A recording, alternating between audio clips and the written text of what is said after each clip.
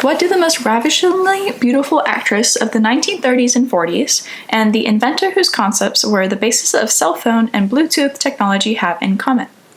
They are both Hedy Lamarr, the glamour icon whose ravishing visage and the inspiration for the Snow White and Catwoman, and a technological trailblazer who perfected a secure radio guide system for alley torpedoes during World War II.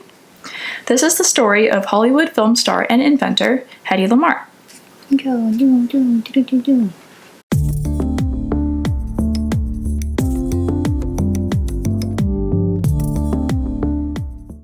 Hedy Lamarr was born Hedwig Kiesler, I don't know how to pronounce her last name, on November 9th, 1914 in Vienna, Austria. We're just going to refer to her as Hedy throughout the episode for clarity. Her parents, Emil and Gertrude Kiesler, were assimilated Jews, although her mother had converted to Catholicism. Emil was born in Poland, which today is somewhere in Lviv, Ukraine, and Gertrude was born in Budapest, Hungary. Emil was a bank director who encouraged his daughter's curiosity, who was taking apart music boxes at the age of 5 to see how they worked. Hedy was privately tutored from the age of 4, and by the age of 10, she was a proficient pianist and a dancer who could speak 4 languages. Her mother, Gertrude, was a concert pianist who encouraged her to learn the art. So, Hedy became interested in acting early on, and at the age of 16, she started at the Max Reinhardt Berlin-based dramatic school. Within a year, she made her motion picture debut as an extra in the Austrian-German film Money on the Street in 1930. So, she headed to Berlin and was cast as the lead role in the controversial Czech film Ecstasy in 1932, where she appeared... I don't know. Like 18? Because if it's 2 years after 1930, in 1932 she had to be 18. Alright, slay queen. Different time period, I guess. But, so, in 1932 she was cast in Ecstasy, where she appeared nude for a short scene. So she is still famed for performing in that role, and what is regarded to be as cinema's first ever on-screen depiction of a female orgasm. Oh! So it was a film that was banned in the USA for decades. It was also banned, I think, in Germany, but for different reasons that I couldn't figure out. Not for the orgasm part. No, it was something about Hitler not liking it. Oh. Okay.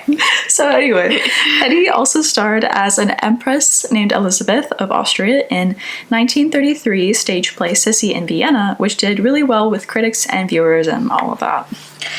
In the audience of one of these plays was Friedrich Mandl, who went by the nickname Fritz. He was a wealthy industrialist and Austrian arms manufacturer. I always mess this word up. Manufacturer? Manufacturer. Okay. He was a manufacturer. And he insisted on meeting Hedy after the show. In 1933, the two got married in Vienna, which is like crazy fast turnaround. Like, girl, what is you doing? Anyways, this isn't super important, but this is the first of 6 marriages. Anyways, after all that, she converted to Christianity. Fritz was raised as a Catholic with a Jewish father and a Catholic mother.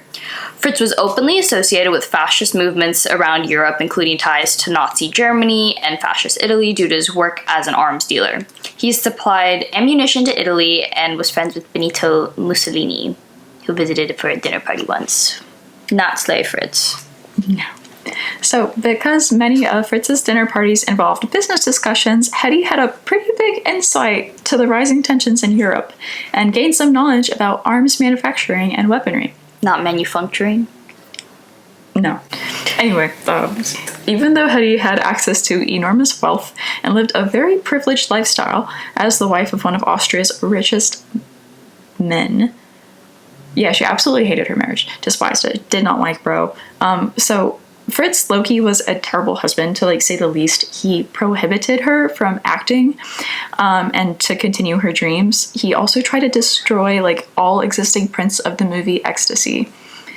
He didn't succeed in that, obviously, but he was very controlling, possessive, and the least supportive husband to ever exist. It kind of reminds me of when guys date a dancer or like an OF girl, and like they know what their profession is, and then they get mad about it. Yes. And it's like, you knew what you were getting into, so why are you mad about it now? I feel like that's like maybe like a more chill example, because I completely agree, but it's when like you want the bad bee and she's in her little tiny clothes, and then you start dating her, and then you don't want her to wear her little tiny bad bee attire. And then you see like other guys looking at her, and you're like, this is mine. Oh my god, meow meow. My cat is demanding to go outside. Anyways, so in 1937, Hedy fled. She like full on ran away to London, where she met Louis B. Mayer, co-founder of Metro Goldwyn Mayer, aka MGM Studios, aka the lion that goes.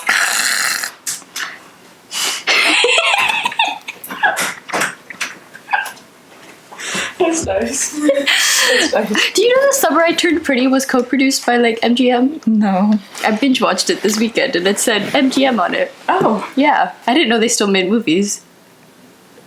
I don't think I've ever been very like observant of that fact, because I don't watch a lot of TV, so I was like, who's MGM? Apparently they have a hotel. Okay. In Vegas. I think. I just remember seeing MGM and my parents were like, that's the MGM hotel. And I was like, I don't know what MGM is, but okay. Very successful, it sounds like. Yeah. So Mr. Mayer was scouting for European talent, so he obviously had Hedy sign a contract to work for him in Hollywood. Louis Mayer and Hedy were both passengers on the ship SS Normandy bound for New York, where they agreed to change her name from Hedwig Keisler to Hedy Lamarr in homage to Barbara Lamarr, who was a silent film star. So, after arriving in Hollywood, she quickly became famous after her breakthrough role in Algiers in 1938. In future films, she was usually cast as a glamorous, exotic temptress, and was known for her stunning beauty as the most beautiful woman in film. However, few people knew about the fact that Hedy was working on inventions behind the scenes, both while on set during breaks in her trailer and at home in the evenings. So one of her inventions included a tablet that could dissolve in water to make soda, which isn't like the craziest thing in the world. It's giving Alka-Seltzer. But like, she did that. She made herself a little seltzer in her trailer, so. I think it's like particularly important to note that she didn't have any formal scientific training or engineering or schooling or any of that. Like, she finished school at the age of 15 and then went to like acting and stuff. So she just really liked to tinker with stuff. Like, so. She probably finished like what was like basic high school back then, pretty much. Yeah. So I think that makes her future invention, like, that is considered the highlight of her inventing career, so much more impressive. Anyways, let's go back and check on what's happening in Europe at the time. So Nazi Germany had just annexed Austria in March 1938. Annexing is just like when they like, you're mine now. As a result, due to his Jewish heritage, Hedy's first ex-husband, Fritz, fled to Argentina, where he opened an arms factory. Isn't Argentina where Hitler's like supposed bunker? Is it that or Venezuela? I don't know. I have no idea. There's somewhere in South America where Hitler's supposed bunker. But that would make sense because he was giving them weapons, so. Yeah.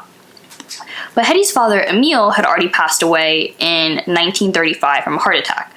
Before his death, he was devastated by personal financial losses and was terrified of the rising Nazism in neighboring Germany. Hedy's mother, Gertrude, had left Austria in 1938 and was living in exile in London until she arrived in Hollywood in 1942 through Hedy's efforts. So, after World War II broke out in 1939, Hedy felt like she had to do something to help the war effort.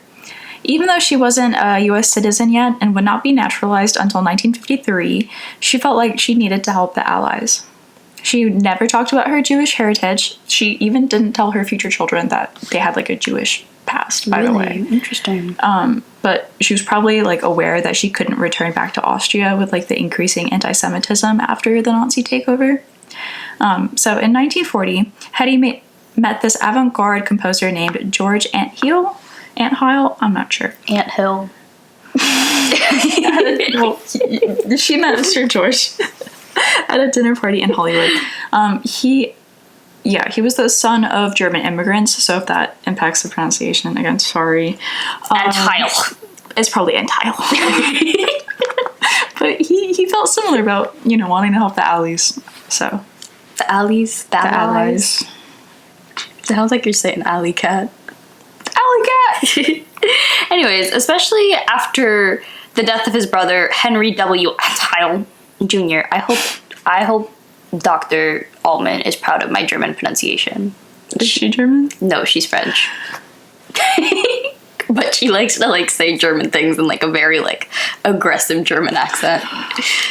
But he was his brother, the other Antile, was a diplomat attached to the U.S. legislation in Helsinki, Finland.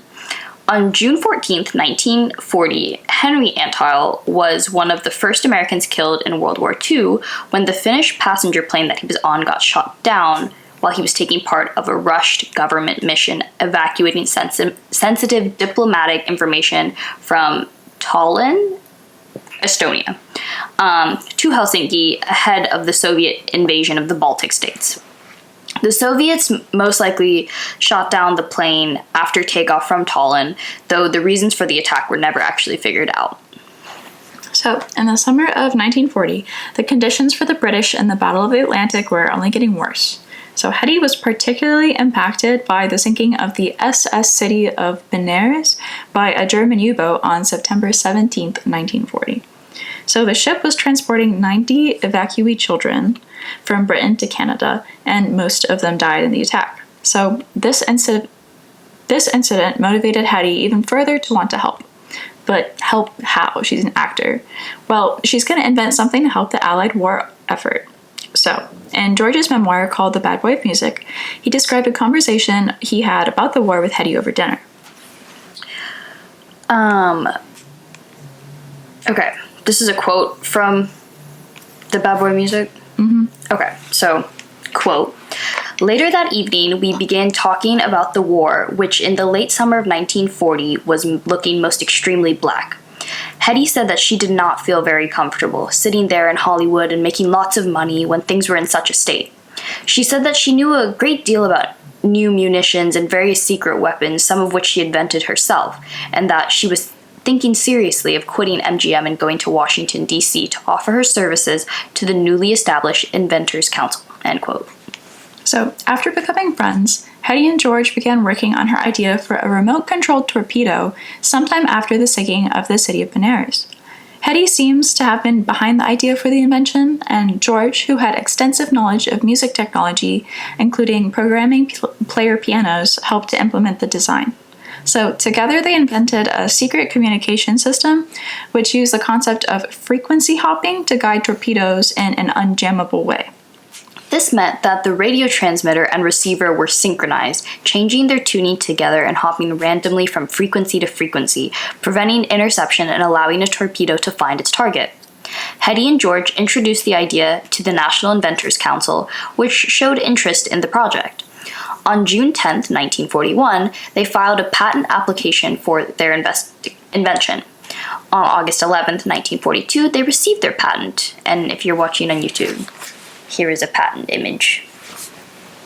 So, but get this. So they donated their patent to the military for a total of $3.99, $0.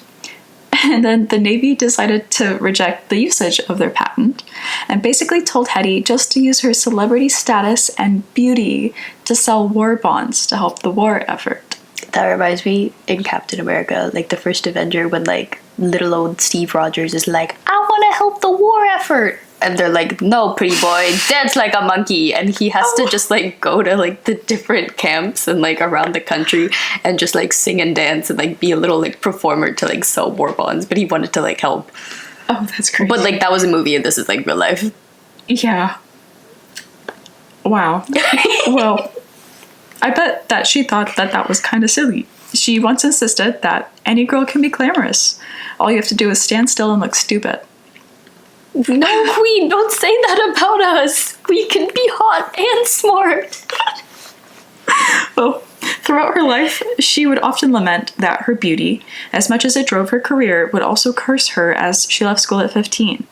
She said for the most of her life, she was rarely considered for anything other than her image. So after some research, it seems like they didn't reject her idea entirely just because she was a woman. Also, like, technically that wouldn't make sense because the co-invention was, like, a man. But they probably didn't like the invention because it was quite beyond the technical capacities at the time. The Navy rejected the device, potentially also due to the patent's mention of player pianos, which again is like very different from like weapons. But the military figured out way later on that the idea was actually technically sound, just like decades ahead of its time. So Hedy was incredibly smart, and even though it wasn't through the use of her invention, she did find a way to at least raise money for the war through her image. So kind of like the movie you were just talking about. She like the did movie, the same which thing. I'm Captain America. Bro. Captain America. Sorry. The first Avenger. I'm not a Marvel. No! Well, even though she probably hated the Navy's comments about this from earlier, she was passionate about war efforts, so she wasn't going to let the Navy's comments stop her. In one period of fundraising in 1942, she raised $25 million in war bonds, which is almost a whopping $496 million today in 2009. Yeah, I was going to say, like, typically, like, you hear it's like, oh, $10 is like $300 now, but she millions. Yeah, she raised $500 million Wow. in today's money. That's crazy.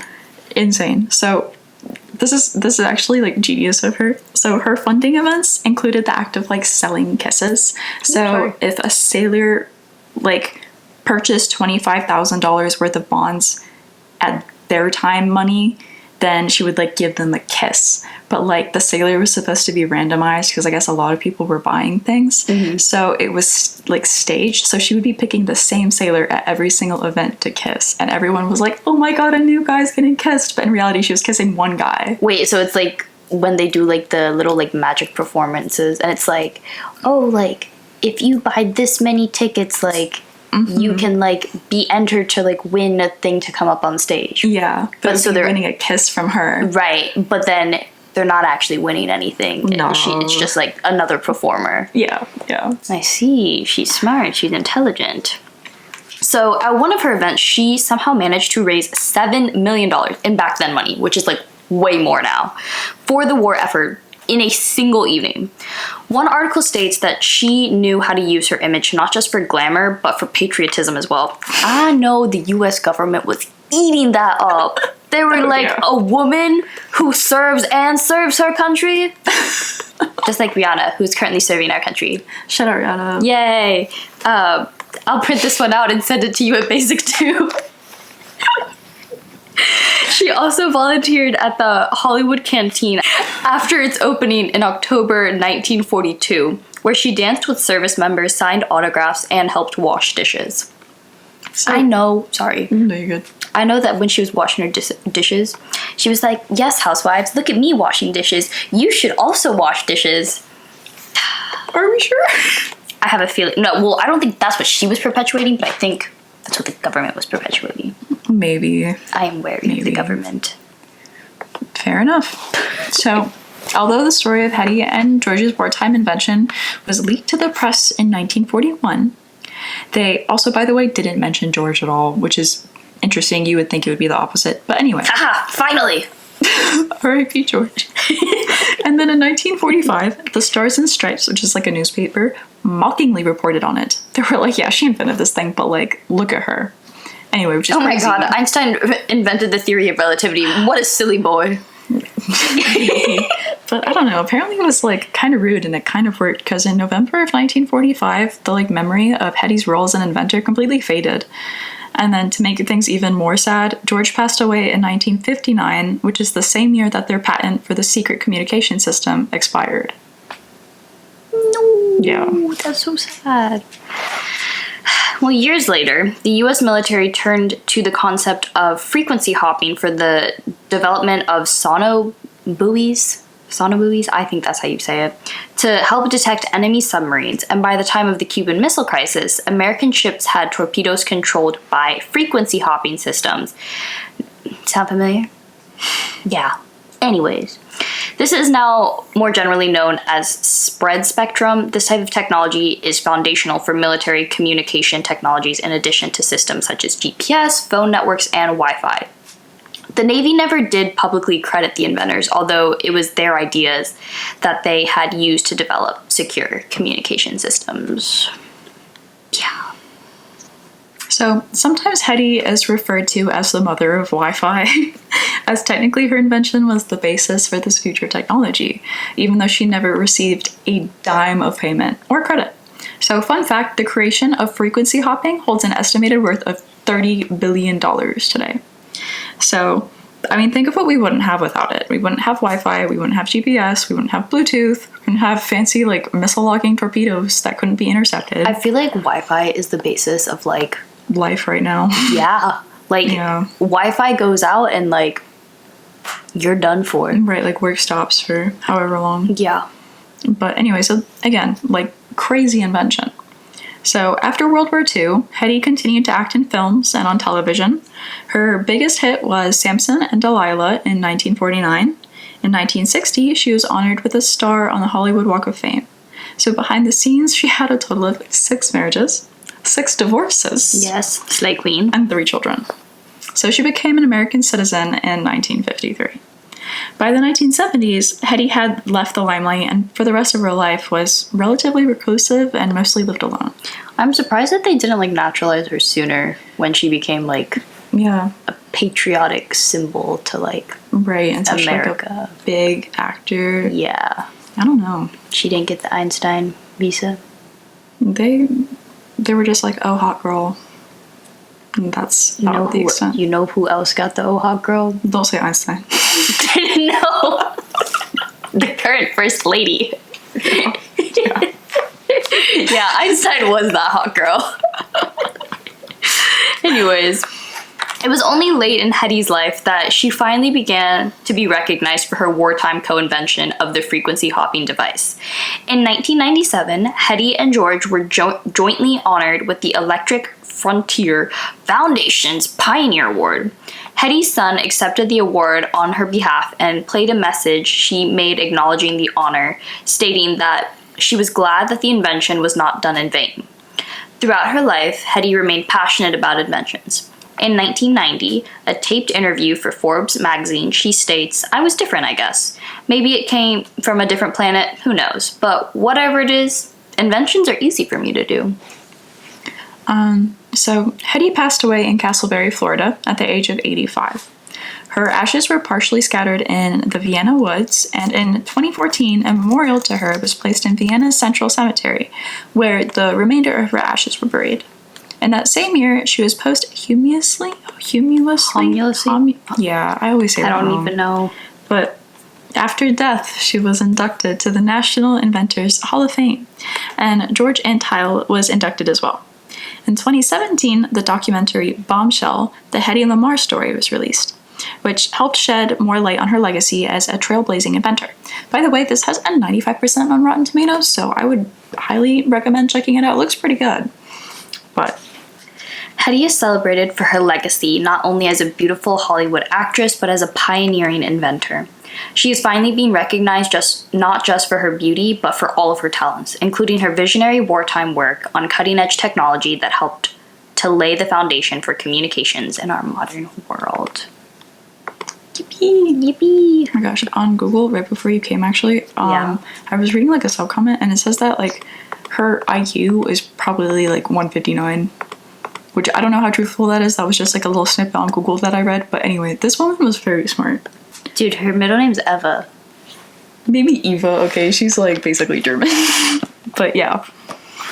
Oh my god. I was trying to find her like kids. Can't find her kids. It was really hard to find information on her. Like, I'm sure she has other inventions that were like hinted at, but I couldn't find them. I want to see if she has any kids alive today. That'd be kind of cool. Anyways. She died in 2000. She probably does. Yeah. The end.